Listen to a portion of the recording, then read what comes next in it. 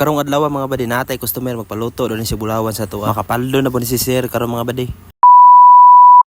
Timing kay mga badi pag uli na ko dito sa balay. Naay nang utana sa kuha. Natagpila daw ang gramo sa Bulawan. Mo to giingnan ako og pila among gramo. Mo to mga badi gitunol niya sa kuha ang Bulawan. Ya dili pa man day luto, ma-recorize pa man day ang Bulawan mga badi. Mo to mga badi ako nagluto kay dili pa man day kabalo si Sir day mo luto day. Tingala gani ko na Bulawan niya di kabalo mo luto. Pero wa ta kabalo badi basing gisugo ra po dito si Sir day. Mao ni pagluto na to mga badi gampingan gyud nato ni na dili mo buto. Kay once mo buto ni makasala gyud ta dili ba ni ato. Giluto na ko ni pag-ayo mga badi para gwapa kay ang Bulawan. Nya gibudburan nato na murag magic sarap dira. Speaking magic sarap mga badi mo na gitawag na burak. Pag ka magluto mga badi, pinisingan nato na siya burak. Pag ka man na ibutang nato sa aksido para mawagod yung hugaw ba. Nya mao na ni resulta sa Bulawan ni Sir, gwapa kayo. Nya yelo pa jud kayo mga badi. Dili na to dugayon ni mga badi. Ato na siya natimbangon para may bal-an na to pila ni kagramo ni yung Bulawan. Para pod may bal-an na to pila halino na ning Bulawan ni Sir. Ang una nako gibutang dira mga badi, 2 gramos na siya. Nya gisundan ako isa ka gramo. Nya gisundan og 5 mg og 0.550 cm mga badi. Nya in total siya og 3.550 cm mga badi. Ang equal sa na mga badi, paldo si Sir mao na equal sa. Mao din ni na paldo ni Sir no, 18,000 kapin.